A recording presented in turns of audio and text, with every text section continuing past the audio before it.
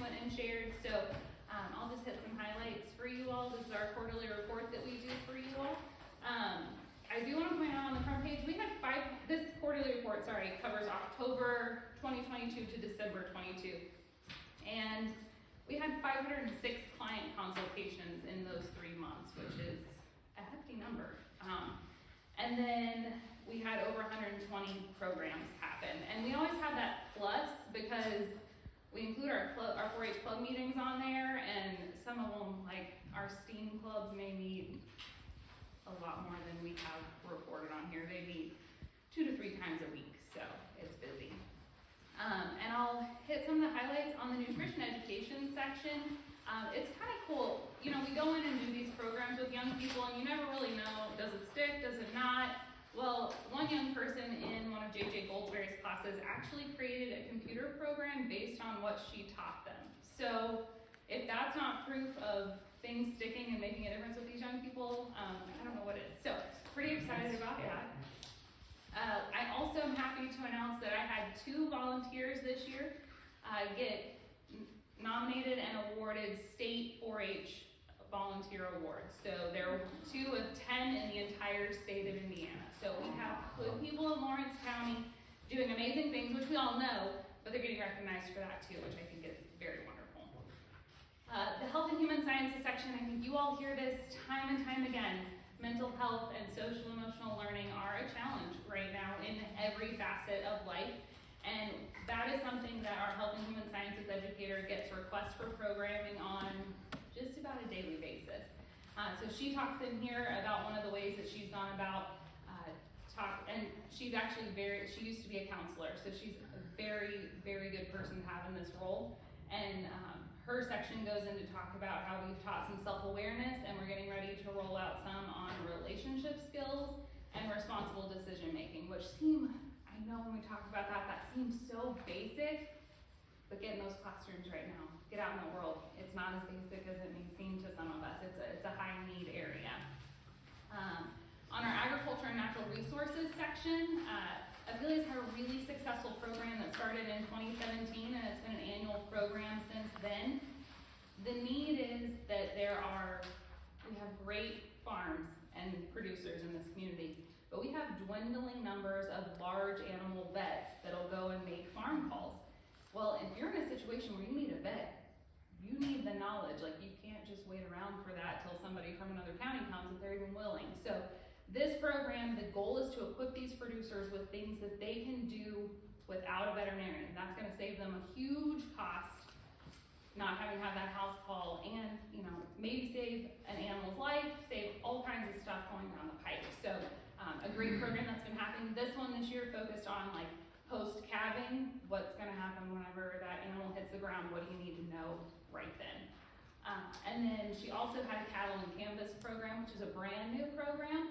So we like to dabble in things that we've done for a long time, but addressing the current needs too and rolling out new stuff. So that one was directed at female producers and members of the farm family, and they provided fellowship, some nutrition related to beef, and then just some more awareness of other programs that they can come to outside of this fun program. So, yes. How many large animal vets do we have in this county? Any? I wish Ophelia were here to answer that question for you. That is definitely her expertise. Oh, Yes, we have some. I know of at least 3. Does that sound?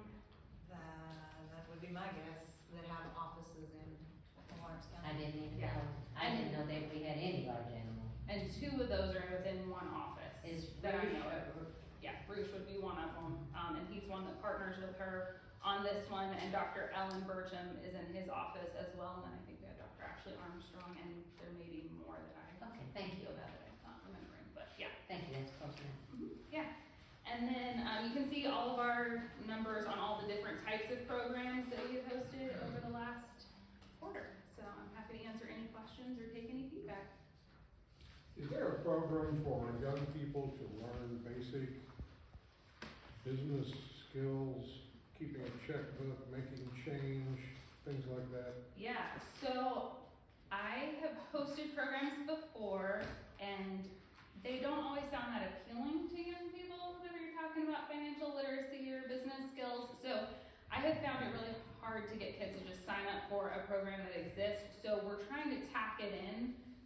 other programs that we do. So actually the Babysitting Spark Club, or Babysitter Training Club, and Safe Sitter certification that I'm hosting over spring break. It's a 3-day, Safe Sitter only has to be 1 day. Our program's actually gonna be 3 days, and part of it is so that I can plug some of this entrepreneurship and financial literacy in with it. So I'm kinda like trying to sneak it in with it. I was reminded once again, I'm not gonna say where, and it wasn't a young person, so I'm not picking on young people.